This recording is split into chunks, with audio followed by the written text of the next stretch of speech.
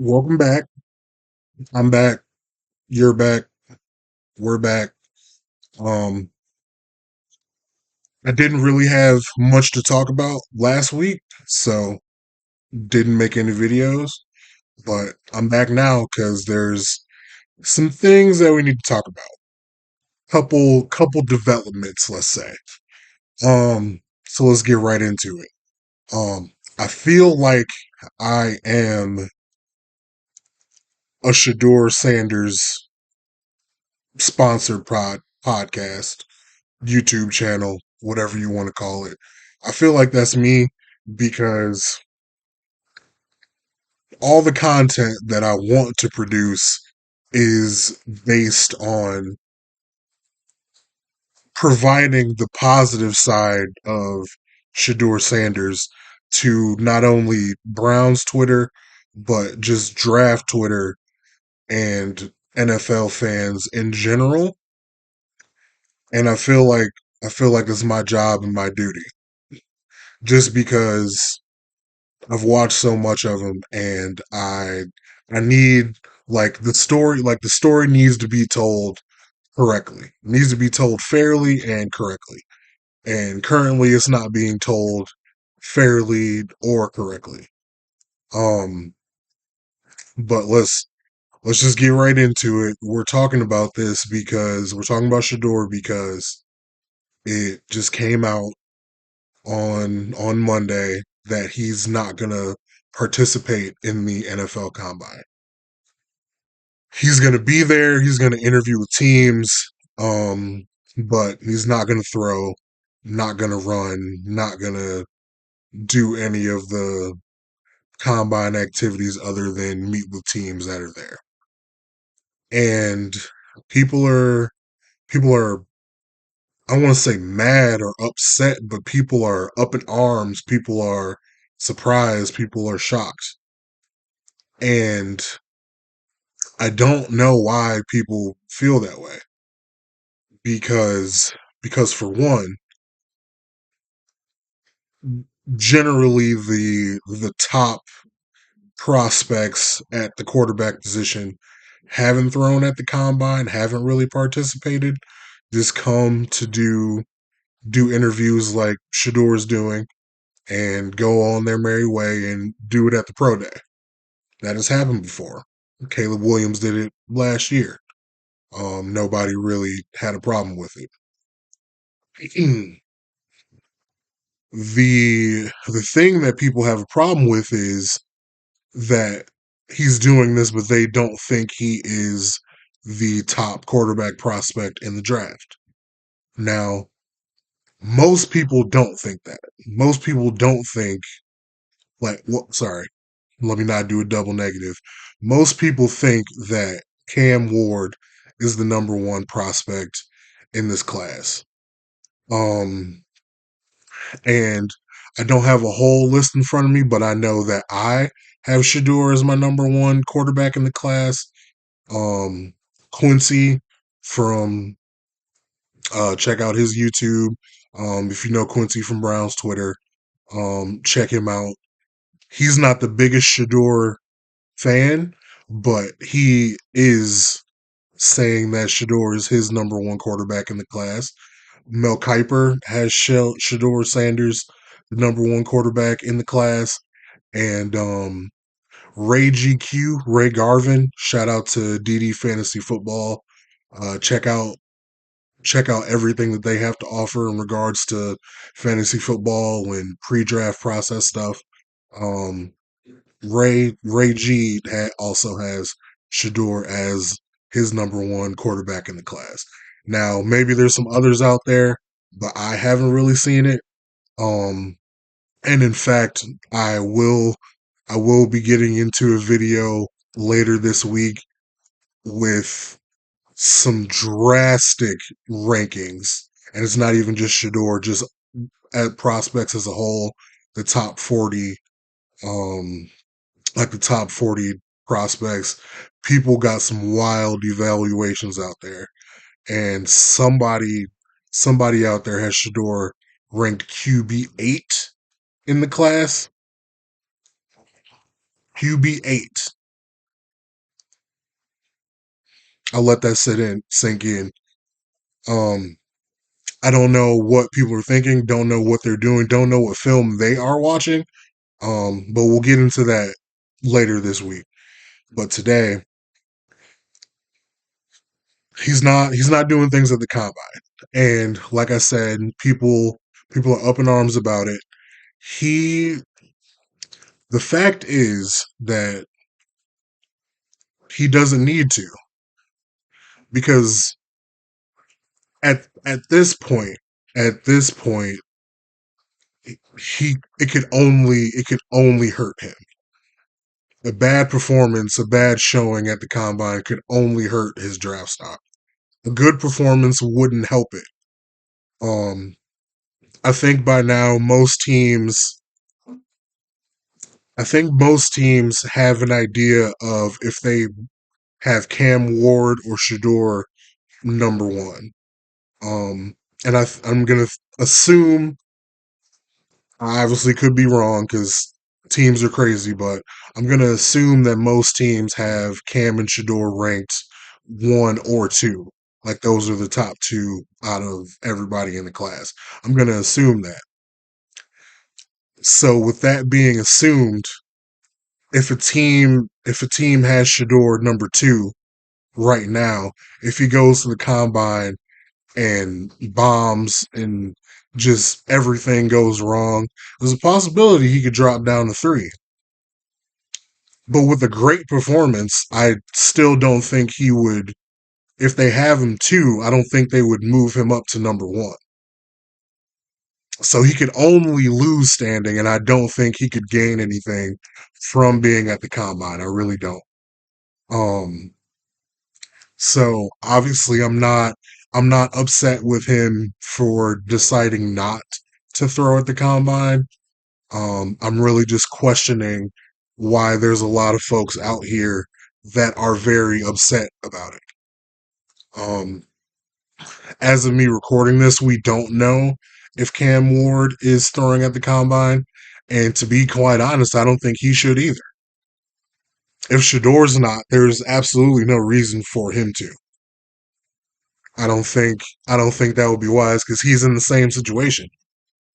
If a team has him two and Shedeur one, I don't think what he could do at the combine would allow him to jump Shedeur in the process. Um,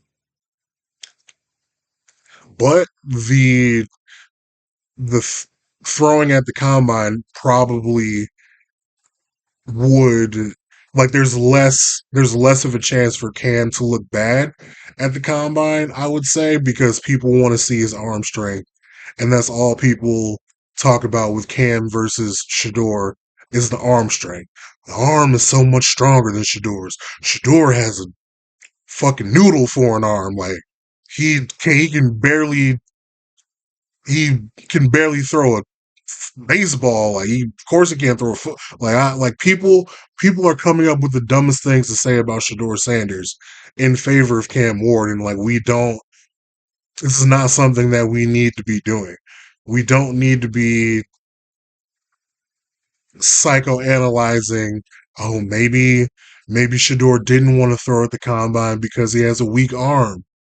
Oh my God, maybe like does he not want to compete? Um,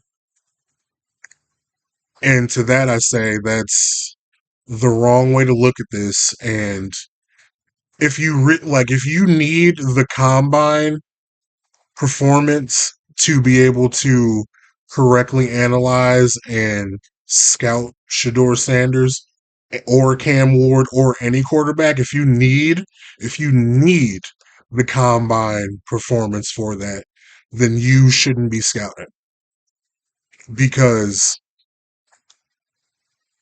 there's a lot of game film out there to be watched and consumed and studied and notated.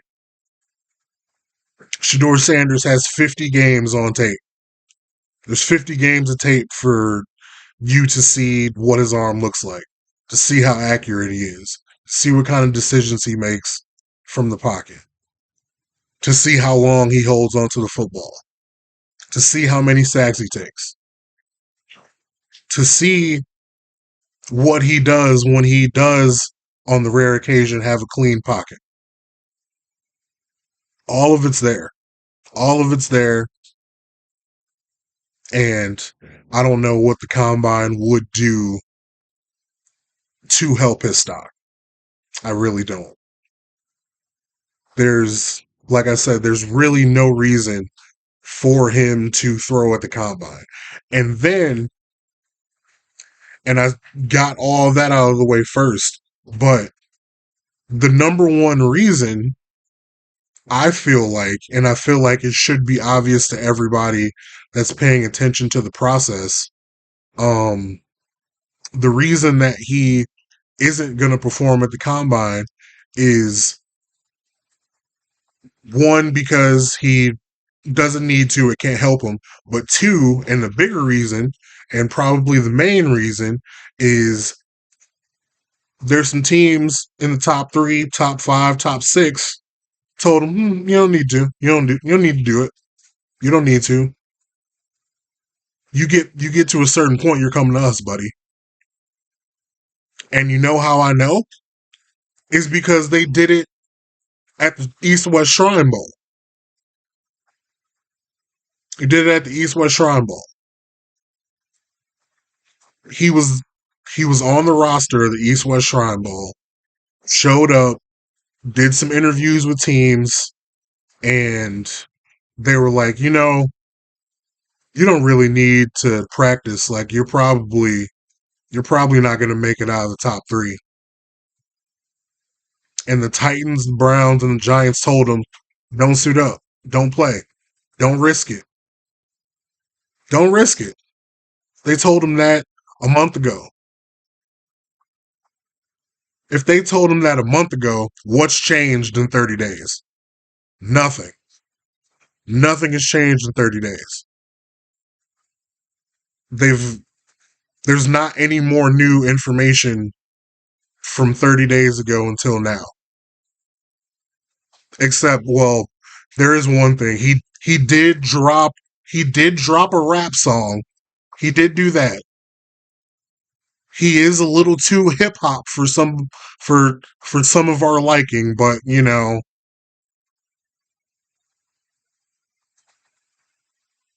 there's that. So he did drop a rap song in the past month. So if that's why he needs to go throw at the combine, then so be it. Then I don't know what I'm talking about. I'm watching the wrong sport. If that's why, then I'm just gonna stick to basketball, start watching hockey, start covering Guardians. If that's the only reason, then we're cooked. The sport's cooked, but obviously that's not the reason. Nobody really cares. Nobody really cares. Um, but to add on to Shedeur not throwing or participating at the combine, there are a couple other top prospects at their position, and excuse me, they are not participating at the combine, and that's Abdul Carter and Ashton Genty.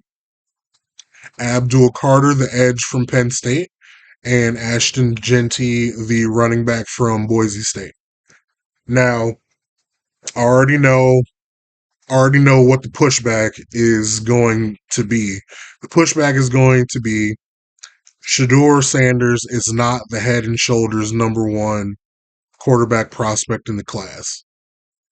And I do realize that and understand that. There is a difference between Shedeur Sanders at his position versus Abdul Carter at his position versus Ashton Genty at his position. Now, I'm gonna be completely upfront when I say this. And I want to say this first. Abdul Carter got no issue. No issue at all. Abdul Carter not participating in the combine. Was injured. I don't know if he had surgery or not, or if he's just working through it, but He was injured during the season. We saw what you did. You're the best edge in the class by far. You got it. No, no shade to you whatsoever. Um, do whatever you need to do. You're stamped. You're stamped. You specifically, sir, are not making it outside of the top three. So shout out to Abdul Carter. No smoke, no problem with him at all. But, but Ashton Genty, I'm gonna need you to come to the stage real quick. Um, for what reason is Ashton Genty not participating in the combine?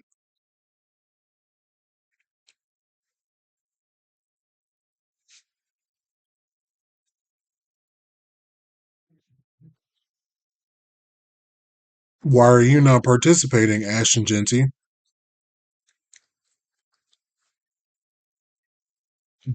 Why?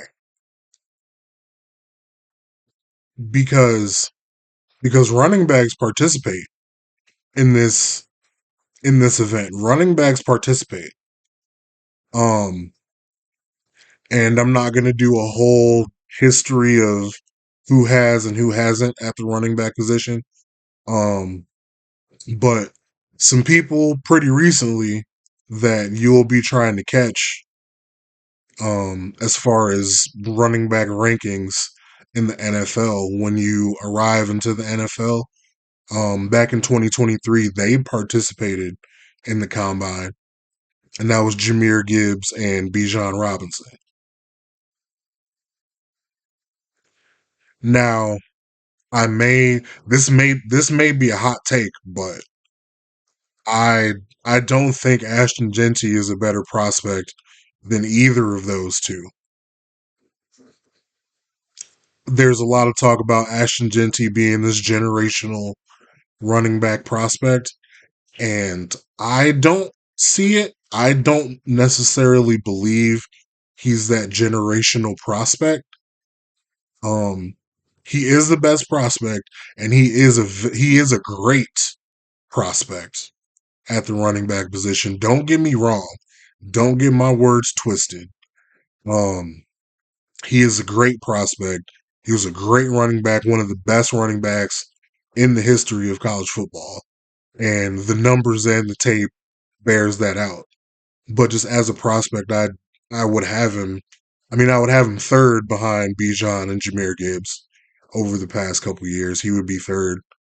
Um, but I just think those two are absolute game changers. And Ashton Genty has the potential to also be that.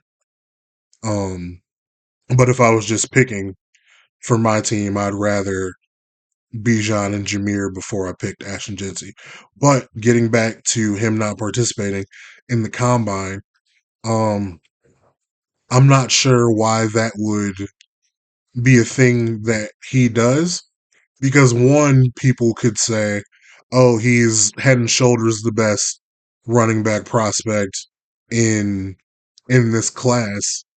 Um, but I don't think that's the case. He's the best running back prospect in the class, but he's not head and shoulders above a lot of these guys that are behind him in this class. Omarion Hampton, Caleb Johnson, Quinshon Judkins, Travion Henderson, um, just to name a few.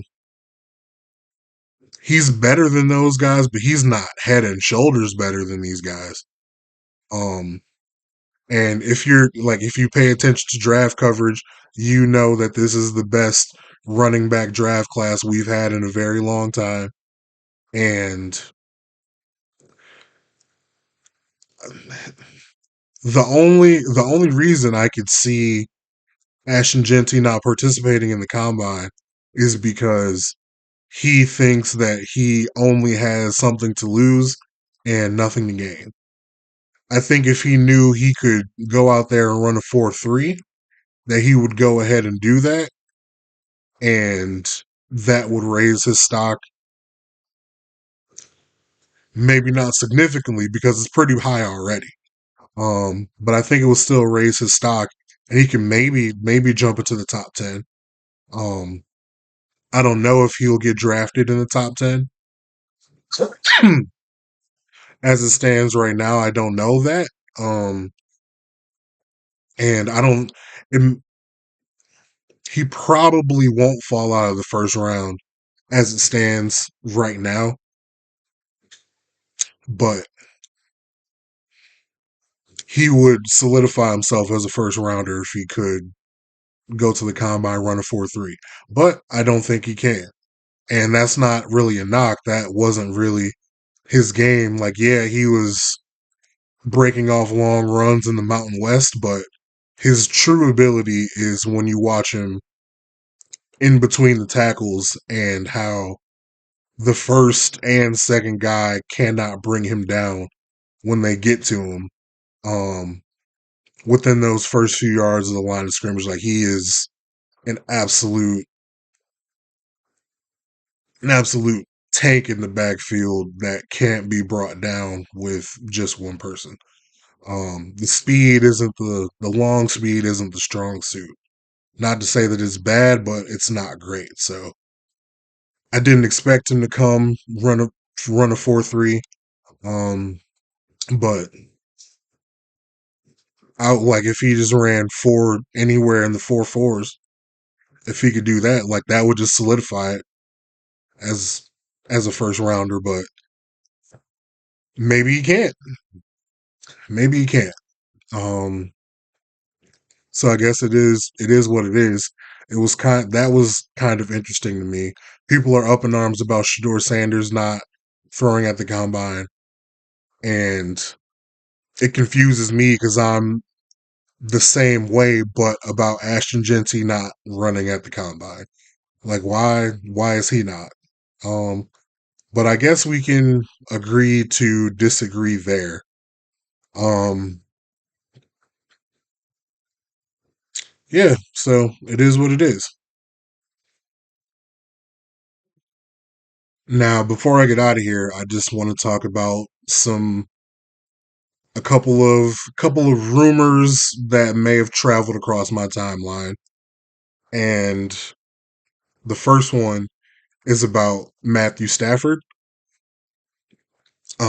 Apparently he has gotten the green light to look for a trade from other teams, and the Browns were listed as a potential suitor, potential landing place for Matthew Stafford. And if I was a Browns fan, if I was a Browns fan, I would love to have him. Would love to have him, but not at anything like not at a price that is at or above the number 2 overall pick or the 33rd overall pick. Anything else, it's probably on the table because, well, I guess it depends on if the organization, what they feel about Cam Ward, what they feel about Shedeur, and what they feel about the Myles Garrett situation. It's all it's all connected. If you feel good enough about Cam Ward or Shedeur, you just take him at 2 and you move forward. If I know that they say that they don't want to trade Myles Garrett, they aren't going to trade Myles Garrett. Um, I know that's how they feel, and if they really believe that, and if they really aren't going to trade him, then Matthew Stafford is a great option to try to go get to try to win immediately. Um, I love Matt Stafford. I'm a Matthew Stafford believer. Um, I really think he's one of the best in the league still, even at his age. Um, he did have a little rough spot in during the season this year. He started off pretty slow with Cooper Kupp and Puka out, and then towards the end of the year, kind of had a little rough patch, but um, was good in the playoffs. Couldn't get it done against the Eagles, but Um, he played well in that game, played well in the elements, which is important if you're going to be a quarterback in Cleveland.